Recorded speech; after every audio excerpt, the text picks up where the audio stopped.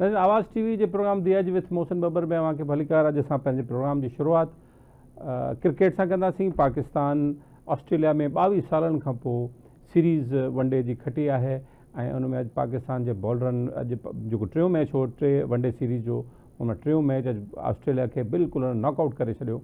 टिनी शोबनि में fielding, batting ऐं बॉलिंग में 140 रन्स जो टारगेट मिलियो हो ऑस्ट्रेलिया के। पहिरीं बैटिंग पाकिस्तान कई, पहिरीं बैटिंग ऑस्ट्रेलिया कई, 140 ठाया ऐं बाद में पाकिस्तान इहो टारगेट 2 विकेटनि ते पूरो करे वरितो। तमामु एक्स्ट्रा ऑर्डिनरी परफॉर्मेंस जेका बॉलर जी रही आहे। साॻिया बॉलर, साॻी बॉलिंग, एग्रेसिव अप्रोच हुई, माइंड सेट चेंज थियो, शॉर्ट पिचिस कयूं, बैकफुट ते खेॾारियो। जेके बैट्समैन ऑस्ट्रेलिया जी एॾी ज़बरदस्त टीम, दुनिया जी नंबर 1 टीम आहे, उन्हनि खे उन्हनि बिल्कुलु चित करे छॾियो ऐं उहो जेको मैच आहे या सीरीज़ आहे पाकिस्तान जे नाले ते। सो इहो क्रिकेट में हिकिड़ी नई एनर्जी असांखे नज़र आई आहे पाकिस्तान जी टीम में।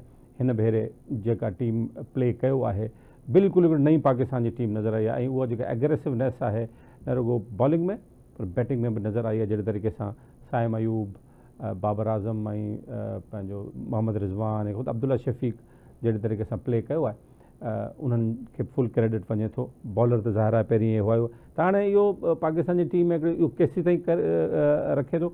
आकिब जावेद चयो वञे थो जे पोयां उहो माण्हू आहे जंहिं इंग्लैंड जी सीरीज़ बि खटराई पंहिंजे स्ट्रेटजी सां, पंहिंजी प्लानिंग सां, ऐं हाणे हिते बि वञी उन ज़ाहिर मशवरा ॾिना हूंदा त उहो चेंज थियो। आकिब जावेद खे पाकिस्तानी क्रिकेट बोर्ड जे वेझे में अचणु न ॾींदा हुआ काफ़ी सालनि ताईं। इहो सियासत आहे पाकिस्तानी क्रिकेट जी ऐं उन में आकिब जावेद जहिड़ा माण्हू ऐं वरी जेको अलीम डार जहिड़ो इंटरनेशनल एम्पायर, नंबर 1 एम्पायर, उनखे बि सिलेक्शन कमेटी विधो। इन्हनि चेंज करे छॾियो आहे सॼो जो कॉन्सेप्ट चेंज करे छॾियो आहे सिलेक्शन जो ऐं प्योरली परफॉर्मेंस ते हाणे ॻाल्हि थींदी। तंहिंजे करे बॉलरनि बि जान हई। जेका पोइ सियासत हुई, सिलेक्शन हुई, मर्ज़ी सां सिलेक्शन थींदी हुई, पंहिंजा पंहिंजा माण्हू खेॾारिया वेंदा हुआ, उन्हनि जो चयो वञे थो हाणे उन खां बि पंहिंजो जान छॾाई वई आहे ऐं हाणे अॻिते हलंदा ॾिसूं। हाणे अञा T20 सीरीज़ ऑस्ट्रेलिया बाक़ी आहे, इहो बि हिकिड़ो टेस्ट आहे। उन खां पोइ वरी ॿियूं सीरीज़ अचनि पियूं। चैम्पियन ट्रॉफी फेब्रुअरी पाकिस्तान में अचे पई, इंडिया अचे थो नथो अचे, उहो हिकिड़ी धार ॻाल्हि आहे। पर बहरहाल हीउ तमामु अहम जेको आहे क्रिकेट पाकिस्तान जी मोड़ वटि, छाकाणि त मौज़ू हर घर जो मौज़ू हूंदो आहे। तंहिं ते असां हिनखे अॼु पंहिंजी टॉप स्टोरी में रखियो आहे।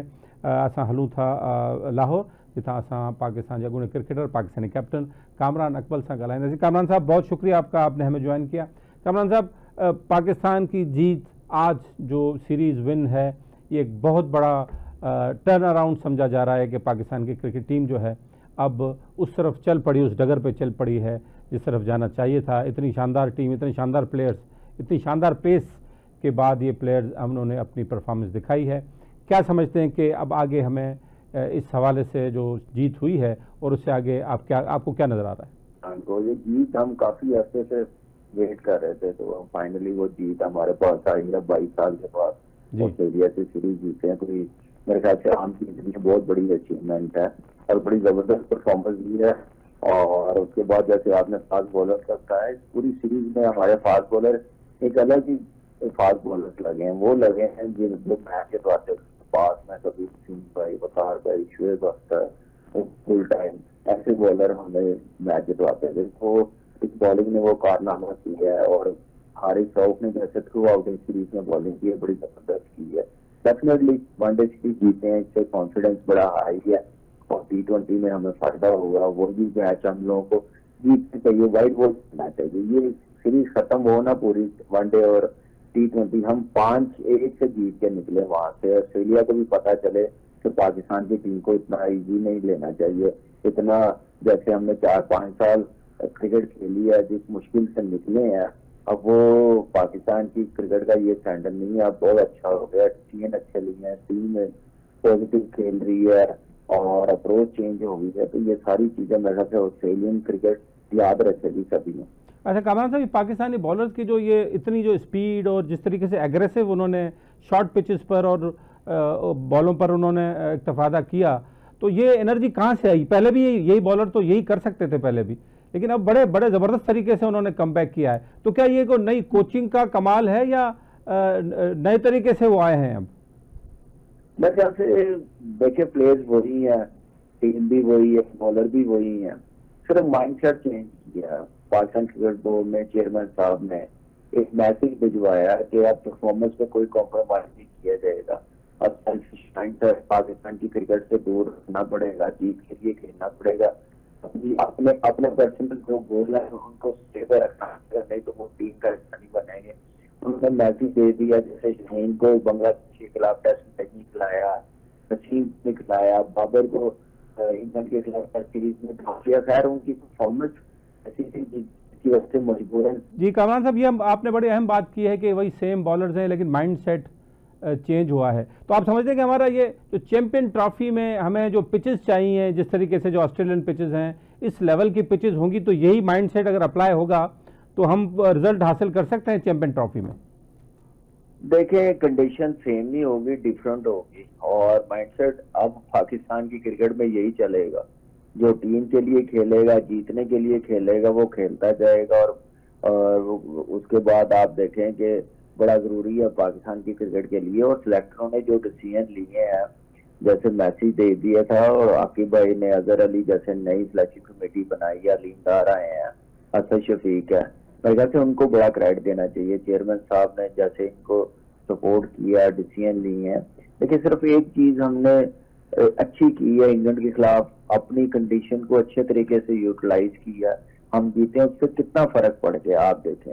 हम 4 साल से पाकिस्तान में नहीं जीत रहे, 6-7 साल से हम मार खा रहे हैं इंटरनेशनली, हमसे ऊपर टीमें जा रही हैं, हम 9वें नंबर पे आ गए हैं।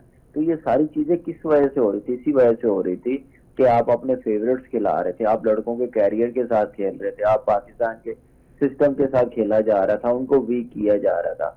आज भी तो देखें ना, जीते हैं, कोई चेंजिंग लाए हैं। तो जहां तक चैंपियंस ट्रॉफी की आपने बात की है, देखें हर कंडीशन आपको एक तरह की नहीं मिलेगी आने वाले टाइम पे। ऑस्ट्रेलिया में कुछ है, जिम्बाब्वे में कुछ है, साउथ अफ्रीका जाना वहां पे कुछ है, पाकिस्तान में डिफरेंट है। आप उसके मुताबिक अपनी टीम को खिलाएं और कंडीशन जो डिमांड करती है वो, ये नहीं कि अब यही जो कॉम्बिनेशन है अब जाके पाकिस्तान में भी यही खेलेंगे, आके साथ यही खेलेंगे, नहीं, वहां पे आपको डिफरेंट कॉम्बिनेशन के साथ पिच को देखते हुए उसके उस हिसाब से बॉलिंग लाइनअप खिलानी पड़ेगी, स्पिनर्स आपको खिलाना पड़ेगा, क्योंकि चैंपियंस ट्रॉफी की तैयारी करनी है, बड़ा इंपॉर्टेंट रोल होगा स्पिनर्स का, उसको तैयार करना, कॉन्फिडेंस देना बड़ा जरूरी है। तो ये सारी चीजें डेफिनेटली कप्तान भी सोच रहा होगा, कोच भी सोच रहा होगा, और सबसे ज्यादा सिलेक्शन कमेटी सोच रही होगी कि अब हमने अपने स्पिनर्स को कैसे तैयार करना है। जो हम लोगों को काफी 1-2 साल से हमने किसी स्पिनर को ट्राई आउट नहीं किया भी है, तो 1-2 मैच खिलाए हैं तो बाहर कर दिए हैं।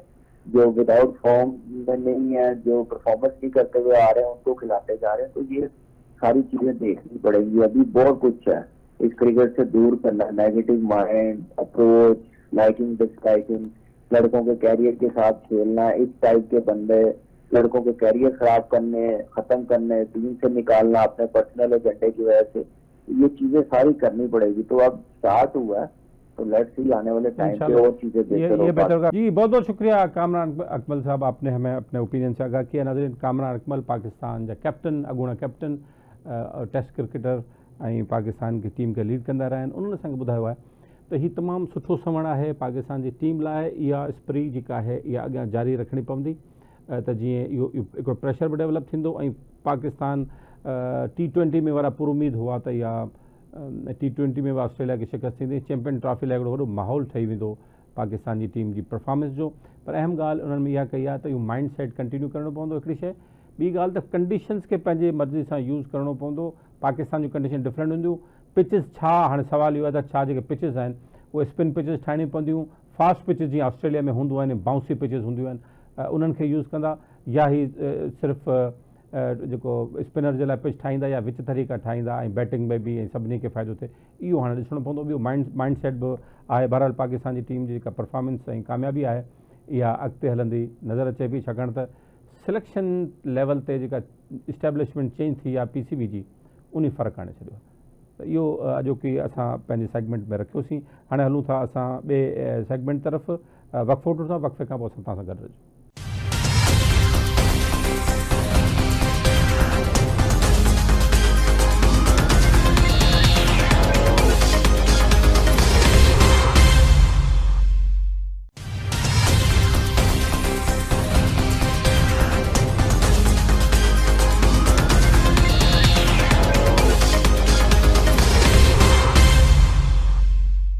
नाज़रीन वेलकम बैक। असां हाणे ॻाल्हि ॿोल कंदासीं 6 कैनाल अॾण वारे जेको बि फ़ैसिलो आहे, उसूली फ़ैसिलो जेको थियल आहे या हतमी फ़ैसिले जो इंतज़ारु आहे, उन हवाले सां सिंध जा आबादगार जेके आहिनि उन्हनि हिकिड़ी तहरीक जो ऐलान कयो आहे ऐं इन हवाले सां उन पंहिंजो लाइन ऑफ एक्शन तय करे वठो आहे।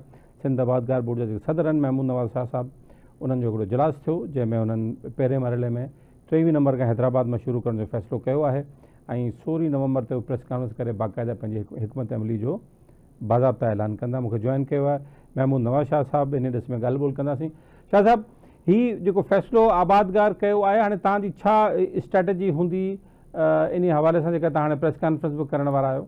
हा दादा, सभिनी खां पहिरीं ॻाल्हि इन में इहा आहे त इन जो बैकग्राउंड इहो आहे त जेके असीं ज़रई तंज़ीमूं आहियूं उन्हनि खे का ॿाहिरि अची प्रोटेस्ट करण जी, एहतजाज करण जी ज़रूरत नाहे ऐं असां इहो एहतजाज करण बि न चाहींदा आहियूं। तमामु घणी मजबूरी ॾिसूं था त पोइ कहिड़े क़िस्म जे एहतजाज जी ॻाल्हि करियूं था। हिन वक़्तु सूरत हाल इहा आहे त जेके कैनालनि जी ॻाल्हि कई पई वञे, इहे कैनाल आबादगारनि लाइ न पर पूरे पाकिस्तान जे लाइ हानिकार आहिनि। जेके आबादगार जेका शइ सोची वञे पई, ऐं तव्हांखे हिकिड़ो मिसाल ॾियां थो। पहिरीं ॻाल्हि कई पई वञे 6 कैनालनि जी, उन्हनि 6 कैनालनि खां अॻु ई पहिरीं 2 कैनाल जीअं चौबारा ऐं जलालपुर उहे अॻु ई ठहनि पिया। हाणे वरी ॻाल्हि 6 ॿियनि कैनालनि जी थिए पई ऐं इहे रुॻो कैनाल पंजाब में न आहिनि, इहे कैनाल पंजाब में बि आहिनि, इहे कैनाल सिंध में बि आहिनि ऐं इहो कैनाल बलोचिस्तान में बि आहे। हाणे इहे जॾहिं कैनाल ठाहिया पिया वञनि, इन्हनि जी समरी में पहिरीं जेको आई आहे, जंहिंजो अप्रूवल राति जो 11 बजे CDWP मां वरितो वियो आहे, जॾहिं त हिकिड़े सूबे जेको पाकिस्तान जो अहम सूबो आहे उन ऑफिशियली मुखालफ़त कई आहे। तव्हांजे प्लानिंग एंड डिपार्टमेंट उन्हनि जे पंहिंजे मुखालफ़त कई आहे। उन्हनि जो प्रॉपर जवाबु ॾिने बिना हिकिड़े चोलिस्तान कैनाल जी जेका अप्रूवल ॾिनी वई आहे। हाणे चोलिस्तान कैनाल जे बारे में तव्हांजे नाज़रीन घणियूं ॻाल्हियूं ॿुधियूं हूंदियूं, उहे घणियूं ॻाल्हियूं नथा करियूं, पर हिकिड़ी सिर्फ़ु गुज़ारिश करे वञा त उन लाइ चयो इहो वियो आहे, पननि में लिखियो इहो वियो आहे त इन खे पाणी अवेलेबल कयो वेंदो जॾहिं पाणी बोर्ड जो अवेलेबल थींदो, ऐं जे पाणी में खोट आई त पोइ पाणी ॾिनो वेंदो, वरी सूबो पंहिंजे हिसे मां पाणी जी पूरत कंदो। इन जो मतिलबु इहो आहे त ॿिए पासे वाटर कोर्सनि जो पाणी, ॿियनि शाखुनि जो पाणी, ॿियनि वाहुनि जो पाणी बंदि करे चोलिस्तान खे पाणी ॾिनो वेंदो। त इहो त रुॻो सिंध जो मसइलो कोन्हे, पर इहो पूरे पाकिस्तान में जेको हिन वक़्तु ज़रई ज़मीन आहे उनखे पूरो पाणी कोन थो मिले, उन जो मसइलो आहे। ॿियो चोलिस्तान त तव्हां सभिनी ॿुधो हूंदो, इहो हिकिड़ो सहरा आहे।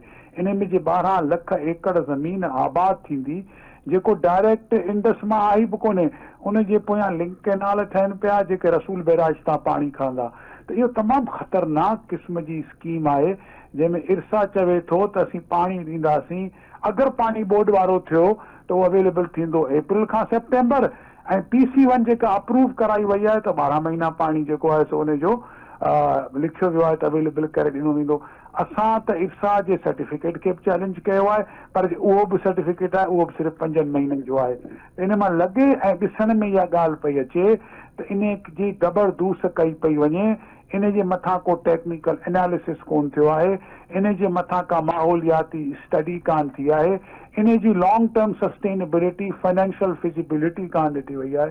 कंहिं बि सूरत तौर तरीक़े सां इहो कैनाल त सम्झ में ई कोन थो अचे, ऐं जेतिरी ॾुखी ऐं कॉम्प्लिकेटेड शइ उनखे टाइम वधीक लॻणु खपे।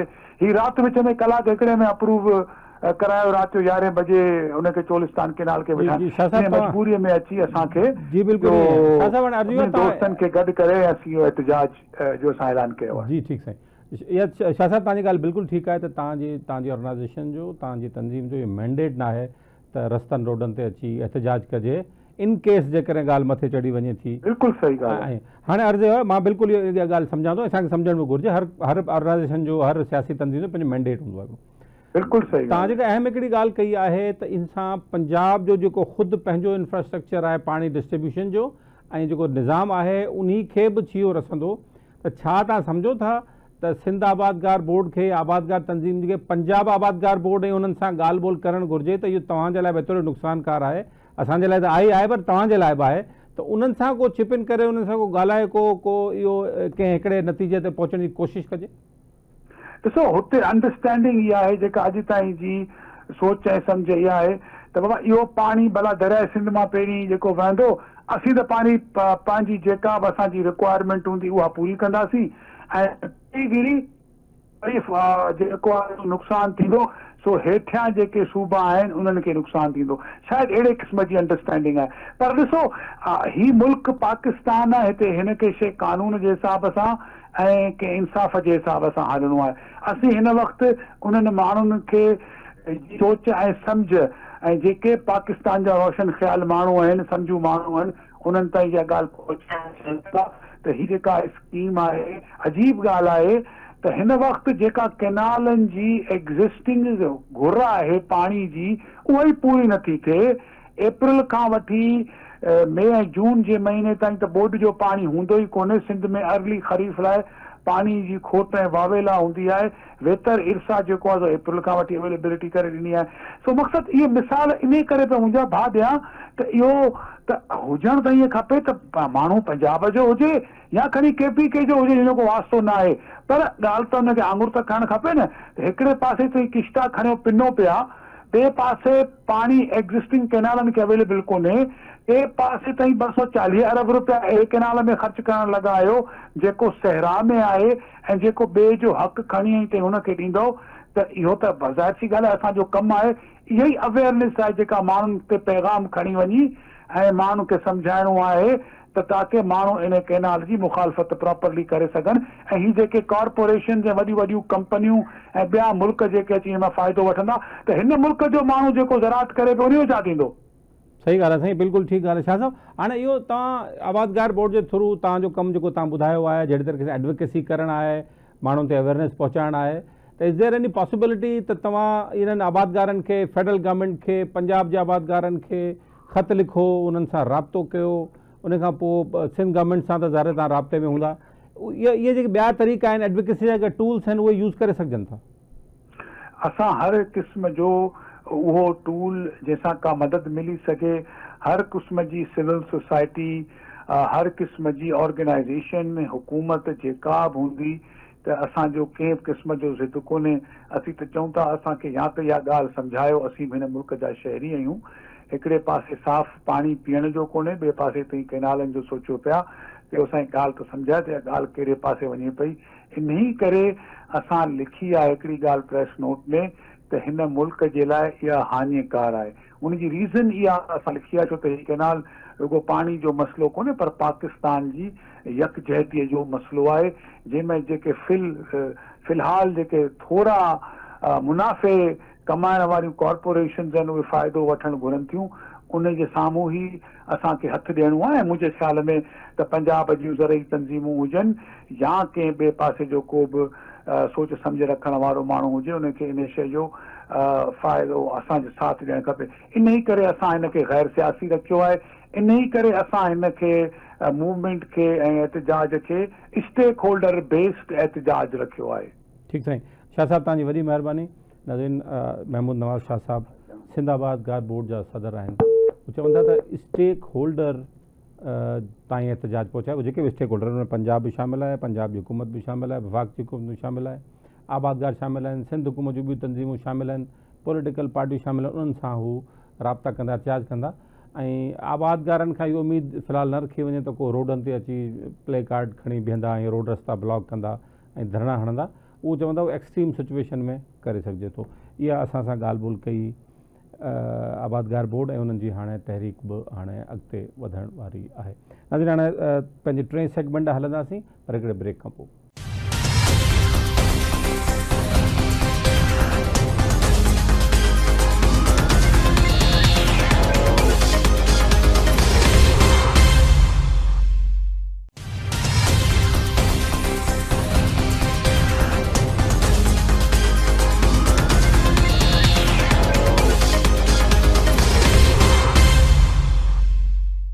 Welcome back. हाणे असां हलंदासीं जेको कोहीड़ो जो राज शुरू थिए पियो, कोहीड़ो पंहिंजी जाइ वठे पियो, लाहौर में वठी छॾी आहे हुन, ऐं हाणे बाक़ी मुल्क जा अपर जेके एरिया आहिनि उन्हनि में वठे पियो, सिंध जी तरफ़ बि हाणे फिरंदो नज़र अचे पियो। हुन ते ॻाल्हाईंदासीं। मूंखे जॉइन कयो आहे सरदार सरफ़राज़ साहब, मौसमियात खाते जा चीफ मेट्रोलॉजिस्ट आहिनि, उन्हनि सां ॻाल्हि ॿोल कयूं था। सरदार साहब बहुत शुक्रिया आपका। सरदार साहब, बाकी हमारे पास क्लाइमेट और बारिशें और सबकी अलर्ट तो आते रहते हैं और इस फॉग के भी अलर्ट हमारे पास आते रहते हैं। पंजाब में जो इस वक्त सिचुएशन है, इसके अलर्ट्स आना कब तक ये जारी रहेगा, कैसे इससे निपटा जा सकता है, इस हवाले से हमारे मेट डिपार्टमेंट के पास अलर्ट्स मौजूद होते हैं और किस हद तक उनकी एक्यूरेसी होती है? देखिए जी, स्मोक तो ऐसा फिनोमेना है जो पंजाब, जो खासकर सेंट्रल पंजाब है, उसके यानी लाहौर, फैसलाबाद, गुजरांवाला, फिर अब नीचे मुल्तान तक पे भी आ गए, तो वहाँ ये फिनोमेना होता है। इस एक्चुअली अक्टूबर और नवंबर में बारिशें आपको पता है बहुत कम होती हैं, और जितने पोल्यूटेंट्स होते हैं आपकी ट्रांसपोर्ट की वजह से, इंडस्ट्रीज की वजह से, और दूसरी तरफ जो चावल की फसल का भूसा वूसा जलाया जाता है, ईंटों के भट्टों का धुआं होता है, डस्ट पार्टिकल्स होते हैं जहाँ तामीराती काम हो रहे होते हैं, ये सारी चीजें मिलकर असल में इस सीजन में विंड बहुत नहीं होती, ना होने के बराबर होती है, हवा की स्पीड नहीं होती, तो वो मोहल्लिक रहते हैं जमीन के इर्द गिर्द ही। तो इस वजह से ये स्मोक का फिनोमेना, फिर उसको रात को जब मॉइस्चर मिलता है तो वो स्मोक से फिर फॉग बन जाता है, फिर जब सुबह सन राइज होता है तो उसके बाद उसकी ज्यादा एक तरह से असरात होते हैं। तो ये जब तक कोई अच्छी बारिश का सिलसिला ना पड़ जाए तो तब तक तो ये सिचुएशन ऑन एंड ऑफ इसी तरह रहेगी। और दूसरी तरफ इसका जो जाहिर है कि इसमें कमी ऐसे की जा सकती है कि आपकी ट्रांसपोर्ट का निज़ाम बेहतर हो, उसमें से अच्छा फ्यूल इस्तेमाल हो, जो आपकी आउटडेटेड गाड़ियां हैं उनका एक तरह से इमिशंस मतलब आप कंट्रोल करें, क्योंकि इसमें 43% जो है ना आपकी ट्रांसपोर्ट की इमिशंस होती है। लाहौर की ये डाटा है FAO की रिपोर्ट के मुताबिक, और 25% आपकी इंडस्ट्रीज की इमिशन होती है, तो 68% तो यही दोनों बन जाती हैं। तो इसका मतलब है कि इसको आप रिड्यूस कर लें, किसी हद तक कंट्रोल कर लें, और फिर 12% तकरीबन फॉसिल फ्यूल से जो एनर्जी पैदा करने के प्लांट्स हैं, कोयले से, गैस से, इससे दूसरे फ्यूल से, तो उसका कंट्रीब्यूशन होता है। फिर कोई 20% आपकी एग्रीकल्चर का जो रेजिड्यू जलाया जाता है उसका कंट्रीब्यूशन होता है।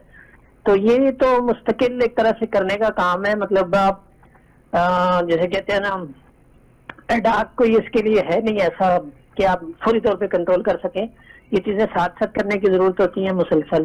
सरदार साहब, एक बड़ी मिथ थी पिछले कई सालों में कि जी वो क्योंकि इंडिया से वो जो काश्तकार हैं वो जलाते हैं अपनी धान की फसल जो रह जाती है बाकियात, उसको जलाते हैं, इस वजह से होता है। लेकिन इस मरतबा जो स्टडी आई है इसने यकसर ये तासुर चेंज कर दिया है कि ये सिर्फ कोई फसल जलाने की वजह से ये प्रॉब्लम हो रहा है। लेकिन आपने बताया कि 43% और 25% तो खुद अर्बन एमिशन है जिसकी वजह से प्रॉब्लम हो रहा है। जी बिल्कुल ऐसे ही है, ज्यादा कंट्रीब्यूशन इसका है आपकी ट्रांसपोर्ट की वजह से और इंडस्ट्रीज की वजह से। तो इसका मतलब है कि रेजिड्यू यानी जो एग्रीकल्चर रेजिड्यू है वो इंडियन साइड से भी अगर आता है और हमारे एरिया से भी जलाया जाता है तो उसका 20% कंट्रीब्यूशन है, जो FAO की रिपोर्ट है, मतलब कोई अदाद-ओ-शुमार उनके हैं।